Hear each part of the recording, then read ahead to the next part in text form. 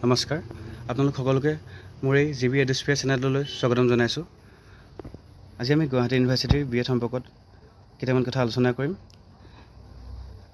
ইতিমধ্যে গুৱাহাটী ইউনিভাৰ্চিটিৰ 20 জুলাই তাৰিখে বিএড এন্ট্ৰেন্স এক্সাম হৈ গৈছে। আশা কৰিছোঁ আপোনালোকৰ সকলোৰে সেই এক্সামটো ভাল হৈছে।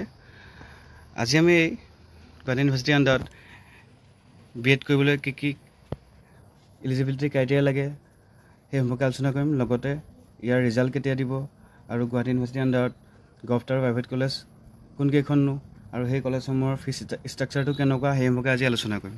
আহক আজি আমি এই ভিডিঅ'টো আৰম্ভ কৰোঁ।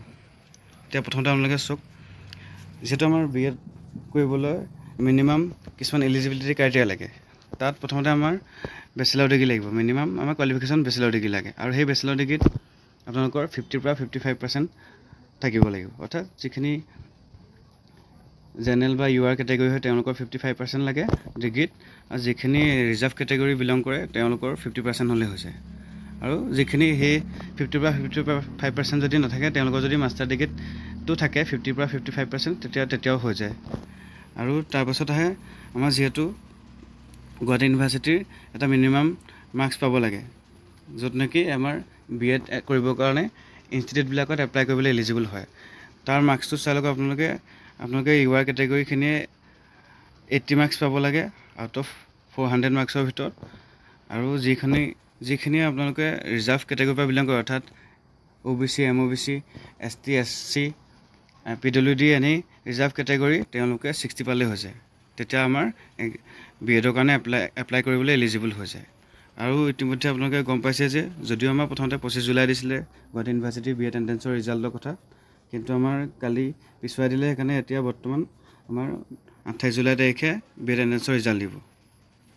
এতিয়া হওক আমি গুৱাহাটী ইউনিভাৰ্চিটিৰ আণ্ডাৰত কোনকেইখননো আমাৰ গভ কলেজ আছে সেই সম্পৰ্কে আলোচনা কৰোঁ। আৰু সেই কলেজসমূহৰ আমাৰ ফিজ ষ্ট্ৰাকচাৰ, ছিট কেপাচিটি কিমান আছে সেই সম্পৰ্কে আলোচনা কৰিম। এতিয়া চাওক, প্ৰথমতে আমাৰ প্ৰথমখন হ'ল আমাৰ college of teacher education Tezpur. এইখন আছে আমাৰ শোণিতপুৰ ডিষ্ট্ৰিক্টত আছে। ইয়াত ছিট কেপাচিটি আছে প্ৰায় 60টাৰ পৰা 100টাৰ ভিতৰত আছে। আৰু ইয়াৰ ফিজ ষ্ট্ৰাকচাৰটো হ'ল 70,700 পাৰ ইয়েৰ। যিহেতু আমাৰ গুৱাহাটী ইউনিভাৰ্চিটিৰ আণ্ডাৰত ইয়েৰ ছিষ্টেম হয়, সেইকাৰণে ইয়াত পাৰ ইয়েৰকৈ লয়। আৰু ইয়াত পাৰ ইয়েৰ 70,700, গতিকে দুবছৰত প্ৰায় আপোনাৰ 35,000 ভিতৰত হৈ যাব। 2 নম্বৰখন হ'ল gov Banikanta college of teacher education. এইখন আছে কামৰূপৰ লোহিত নগৰত আছে, গুৱাহাটী। ইয়াত আছে ছিট কেপাচিটি 50টা আৰু ইয়াত পাৰ ইয়েৰ লয় 19,100 টকা। আৰু 3 নম্বৰখন হ'ল কলেজ অফ টিচাৰ এডুকেশ্যন। এইখন হৈছে মঙলদৈত আছে, মঙলদৈ অৰ্থাৎ দৰং ডিষ্ট্ৰিক্টত আছে। ইয়াৰ ছিট কেপাচিটি আছে 60টা আৰু ইয়াত পাৰ ইয়েৰ লয় 19,500 টকা। 4 নম্বৰখন হ'ল গভ শিক্ষণ মহাবিদ্যালয়, চিটি নগাঁও। এখন নগাঁও ডিষ্ট্ৰিক্টত আছে। ইয়াত ছিট কেপাচিটি আছে 100টা আৰু ইয়াৰ ফিজ ষ্ট্ৰাকচাৰটো হ'ল 19,000 পাৰ ইয়েৰ। 5 নম্বৰখন হ'ল ডাইট গোৱালপাৰা। এখন দুধনৈত আছে, গোৱালপাৰা ডিষ্ট্ৰিক্ট। ইয়াত ছিট কেপাচিটি আছে 100টা। ইয়াত এবছৰত প্ৰায় 70,345 টকা ল'ব, অৰ্থাৎ দুবছৰত আপোনালোকৰ এবাউট 35,000ৰ ভিতৰত হৈ যাব। আৰু 6 নম্বৰখন হ'ল ডাইট মৰিগাঁও। এখন মৰিগাঁও ডিষ্ট্ৰিক্টত আছে ডাইট। ইয়াত আছে ছিট কেপাচিটি 100টা আৰু ইয়াত পাৰ ইয়েৰ 14,000কৈ লয়। 7 নম্বৰখন হ'ল ডাইট শোণিতপুৰ। এখন আমাৰ বিশ্বনাথ চাৰিআলিত আছে, শোণিতপুৰ ডিষ্ট্ৰিক্ট। ইয়াত আছে ছিট কেপাচিটি 50টা। ইয়াত পাৰ ইয়েৰ 15,200কৈ লয়। 8 নম্বৰখন হ'ল গভ BT কলেজ। এইখন আছে গোৱালপাৰাত আছে। ইয়াতো ছিট কেপাচিটি প্ৰায় 100টা আছে আৰু ইয়াত পাৰ ইয়েৰ 14,000কৈ লয়। গতিকে আমাৰ গুৱাহাটী ইউনিভাৰ্চিটিৰ আণ্ডাৰত গভ বিএড কলেজ এইকেইখনেই আছিলে। আপোনালোকে ভালকৈ চাই ল'ব। মই এইটো এনেকৈ সৰুকৈ দিছোঁ, অলপ আপোনালোকে স্ক্ৰীনশ্বটটো মাৰি লৈ ল'ব পাৰিব। এতিয়া আহক আমি গুৱাহাটী ইউনিভাৰ্চিটিৰ আণ্ডাৰত থকা প্ৰাইভেট বিএড কলেজসমূহ। সেইসমূহৰ আমাৰ প্ৰথমখন হ'ল কলেজ অফ এডুকেশ্যন। এইখন আছে নগাঁৱত আছে। এইখনৰ ছিট কেপাচিটি 100টা আছে আৰু ইয়াত পাৰ ইয়েৰ ফিজ ষ্ট্ৰাকচাৰটো হ'ল 60,000 দুবছৰত। 2 নম্বৰখন হ'ল বিশ্বনাথ কলেজ অফ এডুকেশ্যন। এখন বিশ্বনাথ চাৰিআলিত আছে, ডিষ্ট্ৰিক্ট শোণিতপুৰ। ইয়াতো ছিট কেপাচিটি 100টাই আছে আৰু ইয়াতো ফিজ ষ্ট্ৰাকচাৰটো হ'ল 60,000 পাৰ ইয়েৰ। 3 নম্বৰখন হ'ল বৰনগৰ বিএড কলেজ। এখন চৰভোগত আছে, বৰপেটা ডিষ্ট্ৰিক্ট। ইয়াত 50টা ছিট আছে। ইয়াত 64,000কৈ লয় পাৰ ইয়েৰ। 4 নম্বৰখন হ'ল national institute for teacher education. এখন ক্ষেত্ৰীত আছে, কামৰূপ ডিষ্ট্ৰিক্ট। ইয়াত ছিট কেপাচিটি আছে 100টা আৰু পাৰ ইয়াৰ 80,000কৈ লয় 5 নম্বৰখন হ'ল ৰঙিয়া টিচাৰ ট্ৰেইনিং কলেজ এখন হ'ল কামৰূপ ডিষ্ট্ৰিক্টত আছে এখনতো ছিট 100টা আছে আৰু ইয়াত 74,500 ৰুপিজ লয় পাৰ ইয়াৰ 6 নম্বৰখন হ'ল বঙাগাঁও বিএড কলেজ এখন বঙাগাঁৱত আছে ইয়াত ছিট আছে 100টা আৰু ইয়াত 75,000কৈ লয় পাৰ ইয়াৰ 7 নম্বৰখন হ'ল কলেজ অফ এডুকেশ্যন এখন বকুত আছে অৰ্থাৎ কামৰূপ ডিষ্ট্ৰিক্টতে আছে এখনত ছিট কেপাচিটি আছে 100টা আৰু ইয়াতো পাৰ ইয়াৰ 75,000কৈ লয় 8 নম্বৰখন হ'ল কৃষ্ণ বৰা বিএড কলেজ এখন লংকাত আছে অৰ্থাৎ নগাঁও ডিষ্ট্ৰিক্ট ইয়াতো ছিট কেপাচিটি 100টা আছে আৰু ইয়াত 66,500 ৰুপিজ লয় পাৰ ইয়াৰ 9 নম্বৰখন হ'ল কলেজ অফ এডুকেশ্যন দিছপুৰ এখন অমৰাৱতী পথত আছে দিছপুৰ গুৱাহাটী ডিষ্ট্ৰিক্ট ইয়াত 100টা ছিট আছে আৰু ইয়াত পাৰ ইয়াৰ 90,000কৈ লয় 10 নম্বৰখন হ'ল সুধৰণী দলৈৰাম পাঠক কলেজ অফ টিচাৰ এডুকেশ্যন টিহুত এখন অৰ্থাৎ নলবাৰী ডিষ্ট্ৰিক্টত আছে ইয়াত আছে আপোনাৰ 100টা ছিট আৰু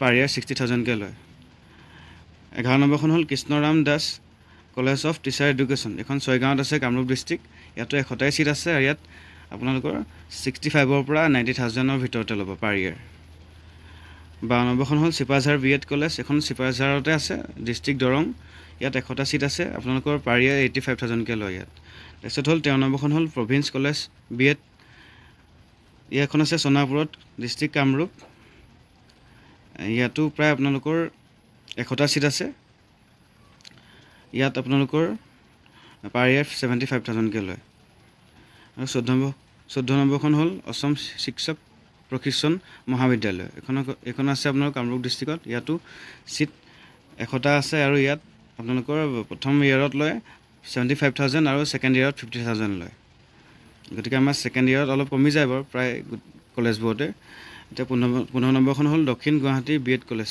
ফটাহিলত আছে এখন হ'ল গুৱাহাটী ডিষ্ট্ৰিক্ট ইয়াত আছে 100টা ছিট ইয়াত আপোনালোকৰ ফাৰ্ষ্ট ইয়াৰত ল'ব 70,000 লয় আৰু ছেকেণ্ড ইয়াৰত 55,000 লয় 16 নম্বৰখন হ'ল Dhubri post graduate teacher training college এখন ধুবুৰী ডিষ্ট্ৰিক্টত আছে ইয়াত আপোনালোকৰ ছিট কেপাচিটি আছে 100টা আৰু ইয়াত পাৰ ইয়াৰ 60,000কৈ লয় 17 নম্বৰখন হ'ল বাইহাটা চাৰিআলি বিএড কলেজ এখন কামৰূপ ডিষ্ট্ৰিক্টতে আছে ইয়াত আপোনালোকৰ ছিট কেপাচিটি আছে 100টা আৰু প্ৰথম ইয়াৰটোত লয় 70,000 আৰু ছেকেণ্ড ইয়াৰটোত 65,000 লয় ইয়াত পিছত 18 নম্বৰখন হ'ল doctor Anita Baruah Sharma college of education এখন গুৱাহাটীতে আছে ইয়াত ছিট আছে 100টা আৰু ইয়াত পাৰ ইয়াৰ 60,000কৈ লয় এতিয়া আহক আমাৰ এই 19 নম্বৰখন কলেজলৈ 19 নম্বৰখন হ'ল west Guwahati college of education এখন পাণ্ডুত আছে গুৱাহাটীতে আছে ইয়াত ছিট আছে 100টা ইয়াত আপোনালোকৰ ফাৰ্ষ্ট ইয়াৰত লয় 90,000 আৰু ছেকেণ্ড ইয়াৰত লয় 80,000 অৰ্থাৎ 1,70,000 আপোনালোকৰ 2 বছৰত হৈ যাব কমপ্লিট 20 নম্বৰখন হ'ল বৰপেটা বিটি কলেজ এখন শান্তিনগৰত আছে বৰপেটা ডিষ্ট্ৰিক্ট ইয়াত আছে 100টা ছিট আৰু প্ৰথম ইয়াৰত লয় আপোনালোকৰ 78,000 আৰু ছেকেণ্ড ইয়াৰত লয় 68,000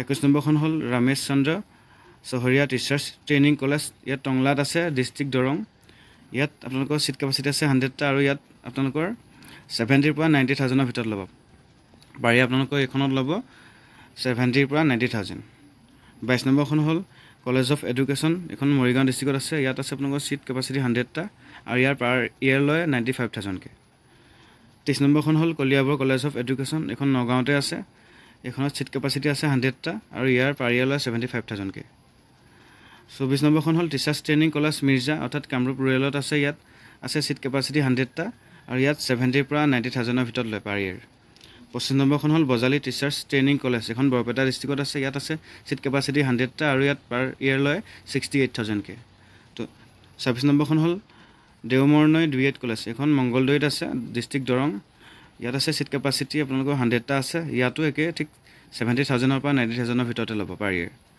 27 নম্বৰখন হ'ল Ataur Rahman college of education এখন বৰপেটা ডিষ্ট্ৰিক্টত আছে ইয়াত আপোনালোকৰ ছিট আছে 100টা আৰু ইয়াত পাৰ ইয়াৰ 70,000কৈ লয় 28 নম্বৰখন হ'ল Nazir Ajmal memorial college of education এখন হোজাই ডিষ্ট্ৰিক্টত আছে ইয়াত আছে ছিট 100টা আৰু ইয়াত পাৰ ইয়াৰ 75,000কৈ লয় ইয়াত পাৰ ইয়াৰ 75,000কৈ লয় যদিও আমাৰ পিছৰ বছৰত অলপ হ'লেও কমি যায় 50 মানকৈ ল'ব বা 55কৈ ল'ব তাৰপিছত 29 নম্বৰখন হ'ল প্ৰাগজ্যোতিষ বিএড কলেজ এখন কামৰূপ ডিষ্ট্ৰিক্টতে আছে ইয়াত ছিট আছে 100টা ইয়াত 18 চনৰ মতে ইয়াত আগতে 56,000কৈ লৈছিলে কিন্তু বৰ্তমান মতে 60ৰ পৰা 70ৰ ভিতৰতে ল'ব লাগে পাৰ ইয়াৰ 30 নম্বৰখন হ'ল Sarvepalli Radhakrishnan teachers training and research institute এখন নলবাৰী ডিষ্ট্ৰিক্টত আছে ইয়াত আছে ছিট 50টা আৰু ইয়াত ফাৰ্ষ্ট ইয়াৰত লয় 90,000কৈ আৰু ছেকেণ্ড ইয়াৰত 60,000কৈ লয় অৰ্থাৎ 1,50,000ত ইয়াত 2টা বছৰ হৈ যাব গতিকে মই আপোনালোকক এই প্ৰাইভেট কলেজসমূহৰ এই লিষ্টটো এনেকৈ মই হেৰি কৰি দিছোঁ, সৰুকৈ কৰি দিছোঁ। আপোনালোকে স্ক্ৰীনশ্বটটো মাৰি ল'ব পাৰে। এতিয়া মই ৰৈ দিছোঁ আপোনালোকৰ কাৰণে। আপোনালোকে স্ক্ৰীনশ্বটটো মাৰি ভালকৈ চাই ল'ব পাৰিব। আকৌ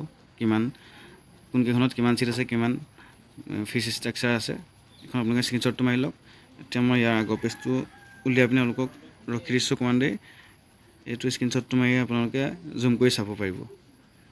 গতিকে আমাৰ গুৱাহাটী ইউনিভাৰ্চিটিৰ আণ্ডাৰত থকা গভ আৰু প্ৰাইভেট কলেজসমূহৰ ছিট কেপাচিটি আৰু ফিজ ষ্ট্ৰাকচাৰটো এনেকৈ আছিলে। গতিকে আপোনালোকে চাই ল'ব পাৰিব। আৰু আপোনালোকে গম পাইছে যিহেতু আমাৰ জেনেৰেলসকলে 80 পাব লাগিব আউট অফ 400 মাৰ্কছৰ ভিতৰত, আৰু যিসকলে ৰিজাৰ্ভ কেটেগৰীৰ পৰা বিলং কৰে তেওঁলোকে 60 মাৰ্কছ পাব লাগিব। 60 আৰু 80 এনেদৰে পালে আপোনালোক এলিজিবল হ'ব। আৰু এলিজিবল মানে যে আপোনালোকে ছিট পাব কোনো কথা নাই। আপোনালোকে গভটৰ উপৰিও প্ৰাইভেটতো এপ্লাই কৰিব, আৰু আপোনালোকৰ যাৰ যিমান ভাল মাৰ্কছ আহে সেই অনুসৰিয়ে চিলেক্ট হ'ব, যিহেতু মেৰিট ডিচিশ্যন মাৰিব। গতিকে 60 আৰু 80 পালে আপোনালোকে জাষ্ট এলিজিবলহে হ'ব। ছিট যে পাব সেইটো ক'ব নোৱাৰি মানে এতিয়াই। গতিকে যিমান মাৰ্কছ ভাল আহে সিমানেই ভাল। আৰু কলেজবিলাকত আপোনালোকৰ মেৰিট ডিচিশ্যনে মাৰিব ছিট আৰু মাতিব এডমিশ্যনৰ কাৰণে। গতিকে সেইটো কাৰণে আজি এইখিনি আপোনালোকে যদি মাৰ্কছ ভাল পায় আপোনালোকৰ নিজৰ তেতিয়া পচন্দ অনুসৰি BED কলেজত আপোনালোকে পঢ়িব পাৰিব।